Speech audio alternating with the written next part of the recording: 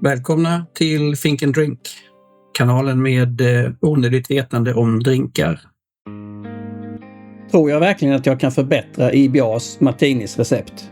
Receptet som jag ju gav 6 av 6 i förra avsnittet påminner mig om något jag tagit upp i ett tidigare avsnitt. Hon hette Hybris. Nej, det där är en fälla jag undviker genom att ta en helt annan väg.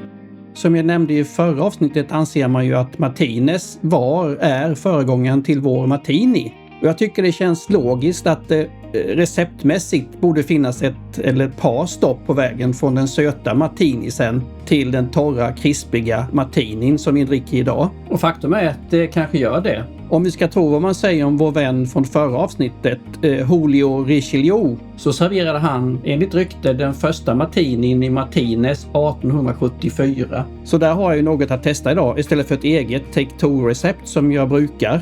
Jag ser 2 anledningar till varför jag tar upp receptet här i Martinis-avsnittet och inte i något av de troligtvis många Martini-avsnitten som snart kommer i den här kanalen.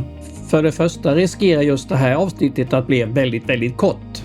För efter att ha tömt hela mitt knappa kunskapsförråd i förra avsnittet har jag nog ingen onödig information kvar runt Martinez. För det andra tycker jag nog att Julios recept lutar mer mot en Martinez än mot en Martini.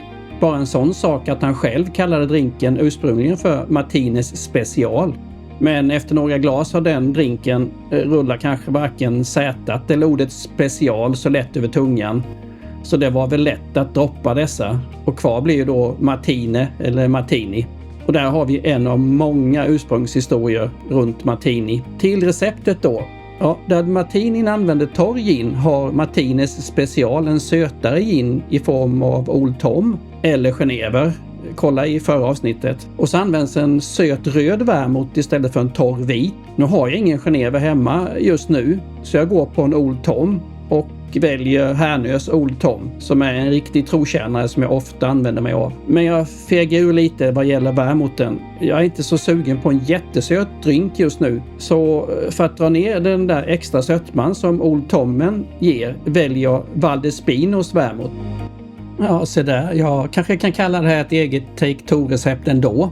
Det här är en sherryvermouth som är en aning torrare än till exempel Martini Rosso som jag använde i IBA-varianten. Valdespinos är en av Spaniens äldsta producenter av sherrys och spanska viner. Grundat redan 1430, så de vet nog vad de gör får man ju anta. Jag hoppas här på ett kraftigare, fylligare inslag av vermouthen. Vågar jag säga vinös? Jag räknar med nötter, torkade frukter och kanske en del örtighet också. Vermouth, by the way, tar sitt namn från tyskans ord för malört, Wermut. Artemisia absinthium är malörts vetenskapliga namn. I växtens släktnamn, Artemisia, känner vi igen den grekiska gudinnan Artemis som var jakten, kyskhetens och barnabördens gudinna. Så kopplingen till henne är att flera malörtsarter används som örtmedicin vid olika kvinnosjukdomar genom tiderna. Artemis var Apollos tvillingsyster. Man behöver ju inte vara raketforskare för att lista ut varför NASAs nya månprojekt heter som det gör.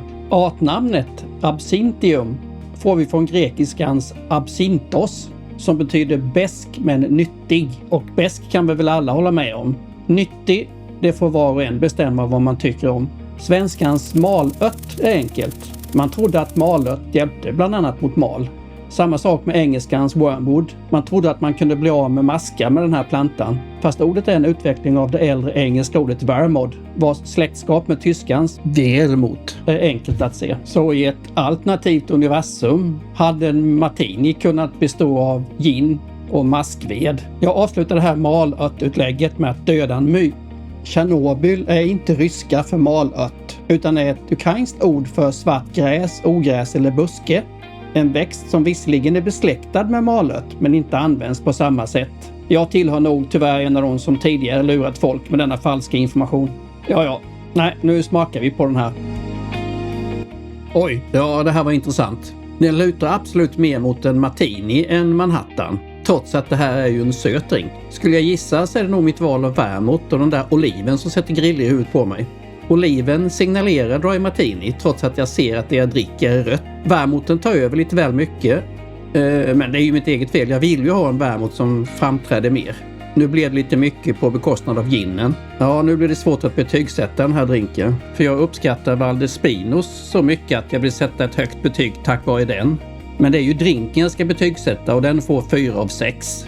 Kanske får den ett högre betyg om jag använder mer gin eller en starkare gin nästa gång.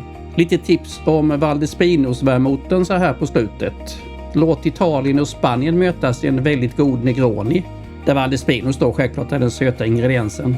Eller i en Manhattan gjord med rye whisky. Lysande gott. Då är jag klar med Martinis Take 2. Så till nästa gång, skål och mixa lugnt.